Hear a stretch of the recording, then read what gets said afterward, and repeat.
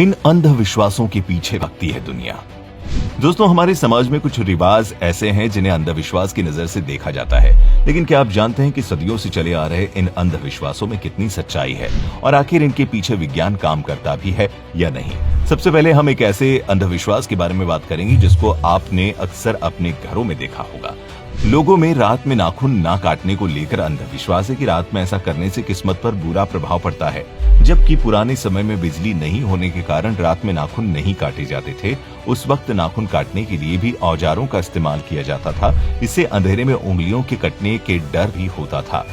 वही कहा जाता है कि सांप को मारने वाले की तस्वीर उसकी आंखों में छप जाती है, जबकि इस अंधविश्वास के पीछे लॉजिक ये है कि सांप के मरने के बाद भी उसका जहर लोगों को मार सकता है, इसीलिए उसके सिर को कुचलकर दबा दिया जाता है। और तो और आपने देखा होगा कि हमारे बड़े अक्सर हमें ग्रहण के समय बाहर निकलने से सख्त मना करते हैं। उनके मुताबिक इस दौरान बुरी ताकतें हावी हो जाती, जबकि इसके पीछे का असली लॉजिक है कि ग्रहण के वक्त सूर्य की किरणों में त्वचा के रोग हो सकते हैं, साथ ही नंगी आंखों से उसे देखने से लोग अंधे भी हो सकते हैं। वहीं दोस्तों, आपने देखा होगा कि गर्भवती महिलाओं के घर से बाहर निकलने पर भी कई तरह की पाबंदियां लगाई जाती है। कहा जाता है कि बुरी आत्मा का साया माँ और होने वाले बच्चे पर पड़ सकता है। ऐसा करने के पीछे लॉजिक है कि पहले के वक्त में आने जाने के साधनों की कमी थी और गर्भवती महिलाओं को पैदल चलने की समस्या होती थी। और तो और दरवाजे पर नींबू मिर्ची लटकाने के पीछे लोगों का अंधविश्वास है कि ऐसा करने से बुरी ताकतों का साया दूर रहता है। इसके पीछे असली लॉजिक है कि नींबू मिर्ची में मौजूद साइट्रिक एसिड होता है जो कीड़े मकोड़ों को घर में घुसने से रोकता है। इसके साथ ही आपने अक्सर देखा होगा कि महिलाएं मंगल और गुरुवार को बाल धोने से परहेज करती हैं, क्योंकि उन्हें लगता है कि इस दिन बाल धोने से बुरे वक्त की शुरुआत होती है।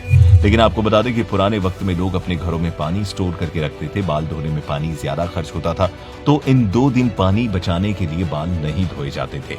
वहीं दोस्तों, शादी की रस्मों के साथ अंधविश्वास भी शुरू हो जाता है, जिसका आज के समय पर कोई लेना देना नहीं होता है। उन्हीं अंधविश्वासों में से एक है दुल्हन के सामने विधवाओं का आना। दोस्तों, माना जाता है कि शादियों में जब तक वो जायमल की रस्म पूरी न हो जाए, तब तक दुल्हन का दूल्हे की नानी, दादी या परिवार की कोई भी करीबी विधवा महिला उसके पास तब तक नहीं जानी चाहिए। और तो और अगर किसी महिला के पति की मौत हो जाए तो उसको नई नवेली दुल्हन के सामने आने से भी मना कर दिया जाता है। हालांकि हमें ये समझ नहीं आता कि किसी के साथ बैठने से या उसके साथ बात कर लेने से इसका असर दुल्हन की किस्मत पर कैसे पड़ सकता है। ये पूरी तरह से एक अंधविश्वास है जिसे हम आप जैसे लोगों ने ही बड़ा बना दिया है। वहीं कहते हैं कि जिनका नसीब चमकदार होता है उसी की शादी में बारिश होती है। यही एक वजह भी है कि शादी के दिन बरसात होना अच्छा माना जाता है। इसका मतलब ये भी है कि जिन लोगों की शादी में बारिश होती है उनकी न केवल शादीशुदा जिंदगी खुशियों से भरी रहेगी, बल्कि दूल्हा दुल्हन की आपस में पटेगी भी। हालांकि कुछ इलाकों में शादी वाले दिन बारिश का होना शुभ नहीं माना जाता है।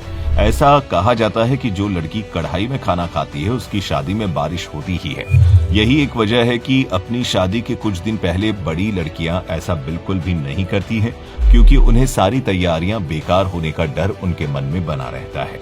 और तो और एक ऐसा भी अंधविश्वास है जो बहू के गृह प्रवेश से जुड़ा है।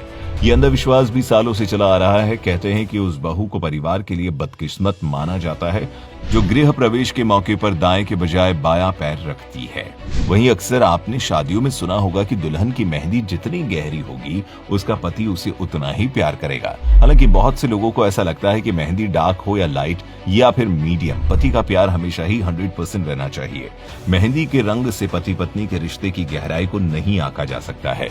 तो आज की वीडियो में बस इतना ही। अगर अंधविश्वास से जुड़े आपके और भी कई सवाल हो तो हमें नीचे कमेंट करके जरूर बताएं।